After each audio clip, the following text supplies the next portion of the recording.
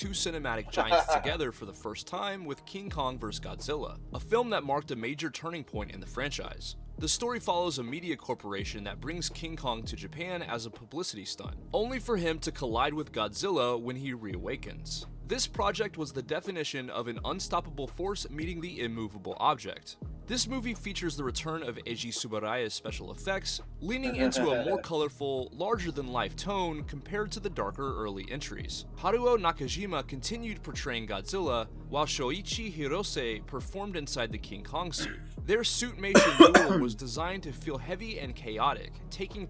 Okay, so here's the thing about the Godzilla movies. When Godzilla Rage Against ends, it's basically the hero actually crashes into a mountain, bearing Godzilla into a pile of ice and snow. Thing is, in the beginning of Godzilla versus King Kong, is there's an iceberg that's floating across that takes out an American submarine, a nuclear submarine, absorbs the radiation and everything, and all of a sudden, it starts lighting up. They got planes over it, looking, watching it, and the Godzilla appears. That's actually all the movies from Shoho are actually connected in some way or fashion. They're basically chronologically but they're basically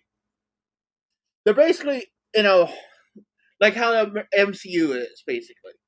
place across mountains, cities, Even though and MCU eventually Mount sucks at Fuji times now. itself.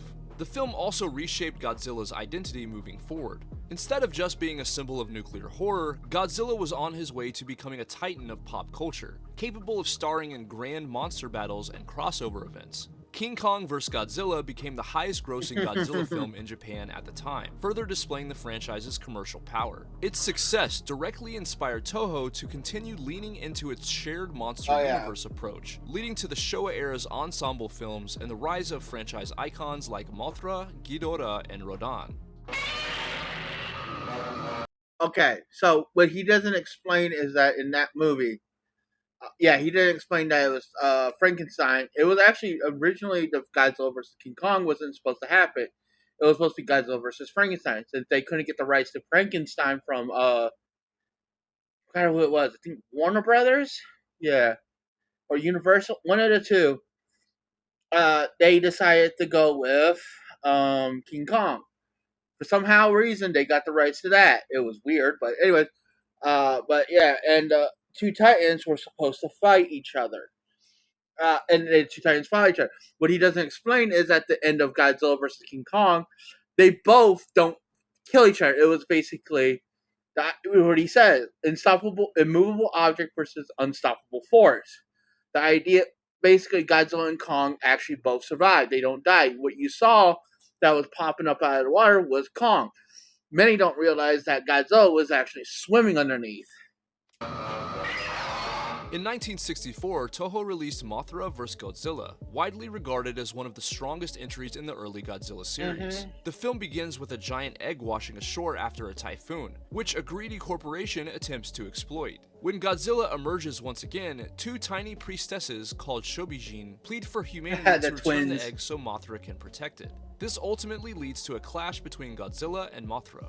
Haruo Nakajima continued portraying Godzilla, bringing a heavier, more animalistic performance to the role this time. Mothra was brought to life by a combination of puppetry, wirework, and detailed miniature effects to make for a completely unique monster. Eiji Tsuburaya's team put a lot of care into the destruction sequences, especially Godzilla tearing through industrial Japan.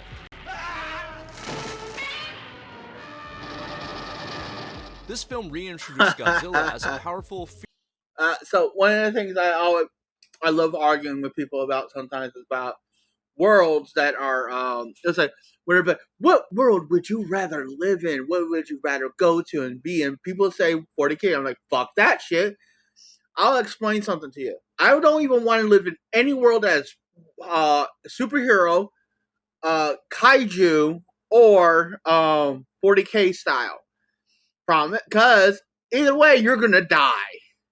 Now, one world I would love to go visit and just live there, even if I get gender swapped, is Girls und Panzer. Uh, why? Get to drive a fucking tank? And no one dies. No one dies in there. Fearsome antagonist, contrasting him with Mothra's role as a heroic protector. It also deepened the shared universe by tying together storylines from previous Godzilla entries, further solidifying Toho's interconnected kaiju world. Mothra vs. Godzilla was a critical and commercial success, remembered for its emotional weight and one of the most impressive monster battles of the Showa era. Its strong reception encouraged Toho to continue exploring monster alliances and rivalries, paving the way for the films that would define the rest of the era. Later in 1964, Toho widened the scope of its kaiju universe with Ghidorah, the three-headed monster, which introduced King Ghidorah, who would become one of Godzilla's most iconic adversaries. Oh yeah. The story follows. What people don't realize is that King Ghidorah has actually multiple variants of him now. The King Ghidorah we all know from Legendary is actually is accurate size to Godzilla. People don't.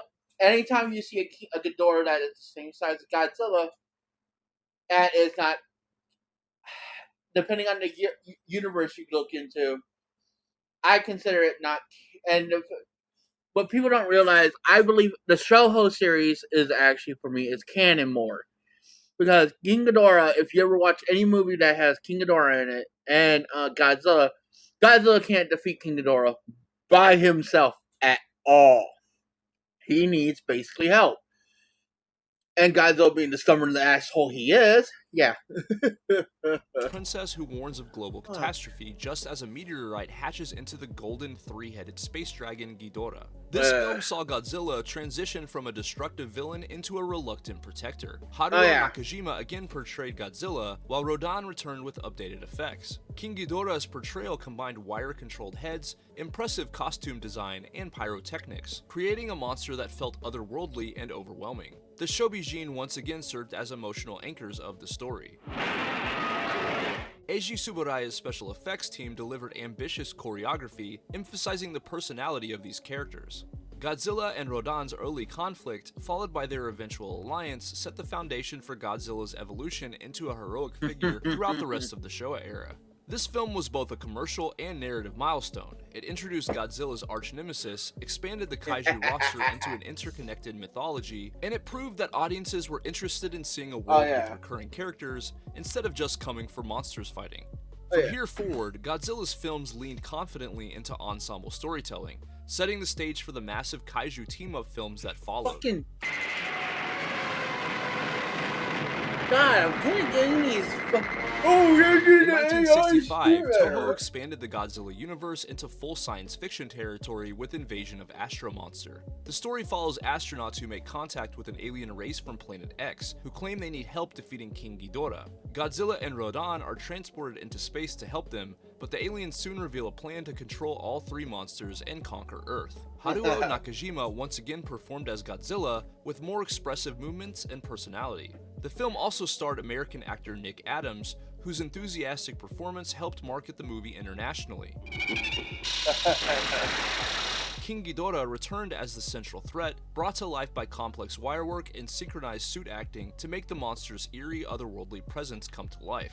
This film marks one of the earliest examples of Godzilla being framed as a cultural icon rather than just a destructive force. The moment where Godzilla performed a victory pose became a famous pop cultural image, reflecting the franchise's gradual shift towards lighter, more fantasy-focused storytelling during the Showa era. Invasion of Astro Monster was successful both in Japan and overseas, once again proving that Godzilla could thrive in global markets. The success encouraged Toho to continue blending sci-fi elements with monster combat in an ongoing continuity, leading directly into the absolutely loaded kaiju films that defined the late 1960s and 1970s.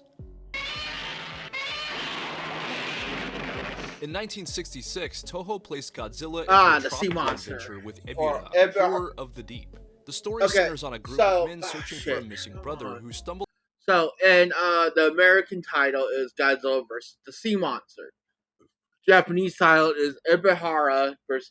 this Monster of the Deep. Upon a secret terrorist organization on a remote island. When they awaken Godzilla to help them escape, he ends up battling Ebirah, a giant sea monster. He won't talk about this. This is more about the. I just realized this is more about how the movies were made. But people don't real. Here's the thing: Godzilla wasn't supposed to be in this movie. Ebihara was supposed to fight Frankenstein, but since they couldn't get the rights, they decided to. Yes, good times, bud, good times. Frankenstein was supposed to be playing as where Godzilla's position is. So there's a scene where they wake up Godzilla, but it's a lightning bolt. The idea that was supposed to be Frankenstein that woke up. So yeah, that guards the island's coastline. Unlike the urban destruction settings thank in you for the previous alert, projects, Techno. most But of make the sure film takes be place sure by to beaches, be ready when jungles, I and need open you, bud. water, giving the kaiju action a different visual style than usual. Haruo Nakajima returned once again as Godzilla, while the giant lobster-like Ebirah was brought to life through detailed suit design and underwater miniature work. The shift in environment allowed Eiji Tsuburaya's effects team to experiment with new techniques, particularly water-based combat and unique set pieces. This movie also features Mothra in a brief but important I think I forgot role, to press the reinforcing record the button. interconnected I'll probably kaiju just universe post this one established out in all earlier on films. my The tone YouTube. continued the trend towards lighter, more adventurous storytelling, with Godzilla portrayed more as a reluctant hero rather than just a destructive monster. While Ebirah, Horror of the Deep didn't reach the same critical heights as earlier entries, it was financially successful and showed that Godzilla films could explore new genres and formats. This experimentation helped keep the franchise fresh, setting the tone for the more playful and fantasy-focused direction of the late Showa era. In 1967, Toho introduced a surprising new direction for the franchise with Son of Godzilla. The story takes place on an island, where a group of scientists attempt a weather control experiment. Their testing awakens Godzilla and leads to the discovery of Minilla, a young Godzilla-like creature. As giant insects and monstrous mantis Kamacuras threaten the island, Godzilla steps into an unexpected role: protector and parent. The Minilla suit and puppetry gave the film a softer look, while Kumonga, the massive spider kaiju, was animated through intricate wirework and mechanical movement, showcasing Eiji Tsuburaya's team's experimentation with new creature movement styles. The tone marked a clear move by Toho towards family-friendly adventure. While some longtime viewers were surprised. So in the legendary version of Godzilla, Legendary's Godzilla, I am still waiting for Kumonga to actually show up somewhere. By the gentler storytelling, the film resonated with younger audiences and became a foundational entry in depicting Godzilla as a heroic and sympathetic figure rather than a symbol of terror. Son of Godzilla helped solidify the franchise's broader appeal and demonstrated Toho's willingness to evolve Godzilla to match cultural shifts of the late 1960s. This direction paved the way for the more colorful, team-focused kaiju films that would define the next stage of the Showa era.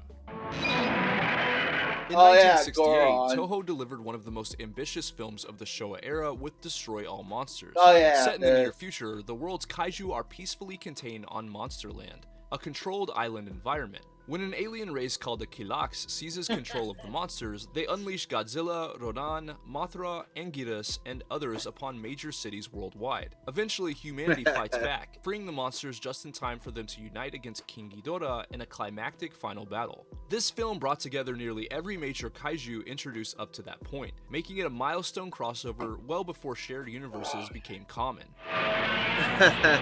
Haruo Nakajima once again portrayed Godzilla, delivering a commanding presence amid large-scale team-based monster choreography. The effects work featured massive miniature cityscapes, coordinated wire puppetry, and multi-suit action sequences, showcasing the peak of Eiji Tsuburaya's suitmation style. Destroy All Monsters was originally intended to serve as the grand finale of the franchise, wrapping up years of interconnected storylines and character arcs. The film was a commercial success and became a fan favorite, especially internationally. Its legacy shaped how future Godzilla crossover films would be structured, proving once again that the kaiju ensemble format had undeniable staying power. Let's see, you had Ebihara fighting. In 1969, Toho released All Monsters Attack, Gabara, right there, that's Gabara. Primarily at younger audiences during a period when the studio was facing tighter budgets. The story follows a young boy named Ichiro who escapes from his mundane life by dreaming about Monster Island. There, he befriends Minilla, and the film parallels their journeys, blending real-world struggles with kaiju fantasy as Godzilla teaches Minilla how to fight back against bullies like the monster Gabara. Much of the monster footage in the film was reused from earlier entries, particularly Son of Godzilla and Ebirah, Horror of the Deep. Due to financial